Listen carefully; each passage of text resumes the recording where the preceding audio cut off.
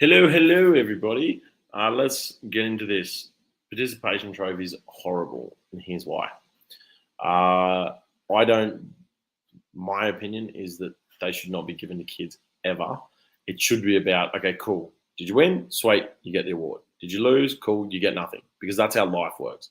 So I like looking at all these sports, everything geared towards kids, to be a reflection of reality. So I put this post up. I'm going to look at that in a second with you. Children shouldn't receive participation trophies. They need to learn that winning and losing are a part of life. I agree with that. But let's have a look at this as an example. It's done as a humor thing, but the way that he responds to all the questions that he asks people is exactly the way that participation trophies work for kids or people in general. And it's funny. It's so classic. But let's have a look. Border the U.S. So bordered. Yeah, like on the borders. The only borders I know is Puerto Rico and Mexico. Yes. Who fought in the Civil War? I don't know. You talking about president wise? No, the people. Who against who? I don't know that one. I know it had to do like what with France and I don't know the other one. France and who? You're close. France and the British are the same thing, right? Yeah. So, damn, I don't know. Who did they fight against? Us? Yes. Do you know what continents we're on right now?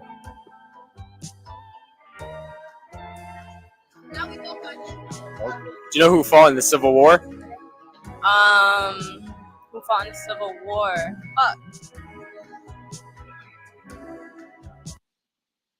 Right, so you get the basic idea. How many Kardashian sisters can you name? Kendall Jenner, Kylie Jenner, Kim Kardashian, Khloe Kardashian, Great. Kourtney Kardashian. Boom.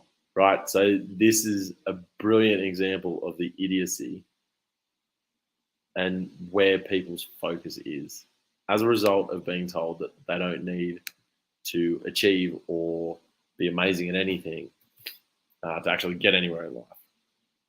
That this is what they know. They don't know these basic, pretty important things, particularly when it comes to history. And you understand that, repeating history doesn't necessarily repeat it. It rhymes, that quote.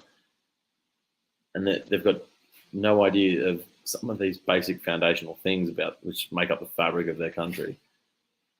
It's a little bit nuts, in my opinion, but it's a really good example for me, again, as to why participation trophies are ridiculous. Because every single person that's interviewed in there needs to be told that they are stupid, because they are. They need to be told that their priorities are incredibly incorrect, and they need to be hit with a hard dose of reality, because they have been coddled and just, oh my God, they're growing up just in this bubble of, oh, you can't do anything wrong, oh, everything's fine. And it's stupid, because clearly they can. There are only correct answers to those questions, and there are wrong answers.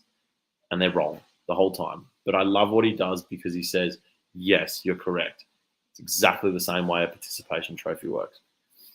So let's have a look at what some of these parents have had to say. And I also might be wrong, right? This is just my opinion. But every single study that I've seen on the matter shows that long-term participation trophies are highly negative for kids. I like looking at long-term benefits. So that's what I do. But very, very interesting as you go through this is when we look at the comments, you get a couple that agree, but most don't. Okay, so we've got a yes, we've got another yes, and then it's not all about winning. Oh, hold on, did I change the slide? No, I didn't. Sorry, hold on, let me do that so you guys can actually read what's going on. So looking at the comments over there, maybe I can make the comments bigger. I don't know how to. Anyways, it's not all about winning, not all the time, but this should be celebrated. Yeah, they should learn to be gracious in losing. Should be. I don't mind. I think it's all right seeing people pissed off when they lose, because they're so long as if they're taking it out on other people, and an example of this that I think's really horrible, if you look at tennis, Stefanos Tsitsipas is one of the worst losers, probably one of the worst champions that wins, because he's just a baby. Like, his dummy spits are insane, and you could say, but he goes to blame other people, and that's different. So where I would say, that's why I've got respect for Nick Kyrgios, as when you're looking at tennis players or Djokovic or whoever the champion is that you look at, and they take responsibility for what they're doing. It's like they don't look to blame, but man, some of the things that Tsitsipas has said, it's just like, you are such a little bitch, mate. You've been so coddled. You need to be slapped. Like, great player, a lot of potential, but if you're never going to take responsibility, he's never going to achieve the heights that he's got the capability to. And yeah, like, Kyrgios obviously has a lot more potential, but they're his decision. He still takes responsibility for that, which is different. Right, let's have a look at some of these other comments. I think it's all about winning. Yeah, that was me.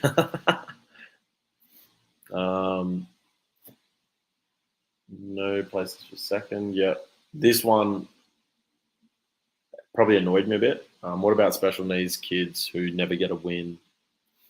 It isn't going to help their self-esteem or self-worth. So the alternative to that, if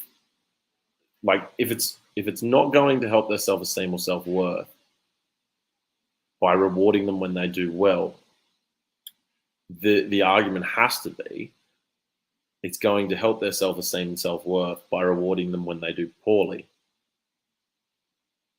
That makes no sense. Give them a little boost. No, if they're crap at something, let them know what you need to do. If they enjoy it, you either get them lessons so that they can improve and become better, or if they don't enjoy it, then you need to move them to the next thing where they're good. There are some brilliant people in the world that have been insanely disabled or mentally incapacitated, a lot of different things. Stephen Hawking would be a great one. If he was told to go and be a champion runner, he's not going to be very successful, but one of the best minds that we've ever experienced.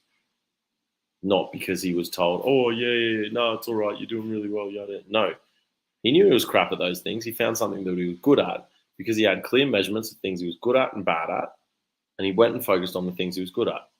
Anyone can do that, regardless of their special needs status or anything like that. So, to me, it's just a cop-out from educators or parents or guardians, and it's a short-term fix which doesn't actually fix anything or improve anything for the kid, and it certainly doesn't have any long-term benefits. Fear of failure, yeah, that's again another ridiculous argument, as if participation trophies fix fear of failure. It's just ridiculous. Get a point for giving it a crack. I don't mind a bit of encouragement for giving it a go. You don't get an award. You get an award if you win. That's what most of the acknowledgement should be for. Got another one. Oh, that's from James as well. Okay, cool. Yeah. Righto. So you get the basic idea of it. Basically, participation trophies are crap. They don't help. They have only long-term negatives, no benefits, and they shouldn't be a part of children growing up. If you want them to be successful, if you want them to be strong, if you want them to be powerful in themselves and who they are, it's not a benefit. It's absolutely a liability. If you disagree with me, that's cool. Tell me why. What am I missing? What are the stats or the studies that prove me wrong? By all means, I'm very, very open to it. It's just I have not seen it, and I see it. And I see even people in business that go down this track that try and give all their customers awards. The quality of their product or their service goes through the floor. Like in my field, you see so many little kids with black belts walking around now, and they do it because it's a short-term money driver for their business, but it dilutes their product. And they end up with a really crap quality school. They end up with kids who actually aren't getting results. And you get a black belt 8-year-old that gets picked on and doesn't know how to defend themselves. And they wonder why. Because then they say to the person who's bullying them, they're like, well, I'm a black belt, you shouldn't be able to do this. Like, well, maybe you weren't taught very well.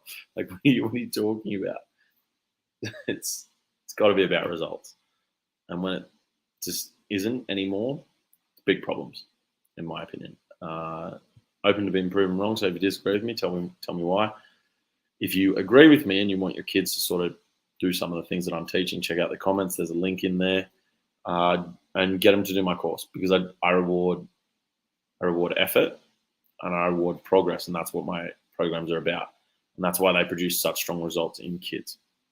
If you want your kids to do that, hit the link, get them to do that Yellow Belt program, and hopefully you'll see some pretty cool results.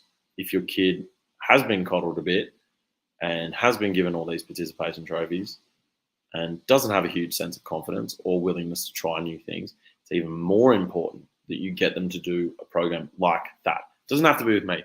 Get them to do something if you want them to actually grow up and have any sort of go in them and any chance at being successful, and more importantly for me, being happy, because they're not going to chase the things that excite them and light them up.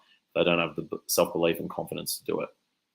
So being able to sort of build foundational things around them so that they will actually chase those things, hugely important, hugely important. I'm going to leave it there, but drop your comments below, and I will see you guys on my next one. I think I'm doing one tomorrow. No, I'm not. Do one in 2 days. All right, see ya.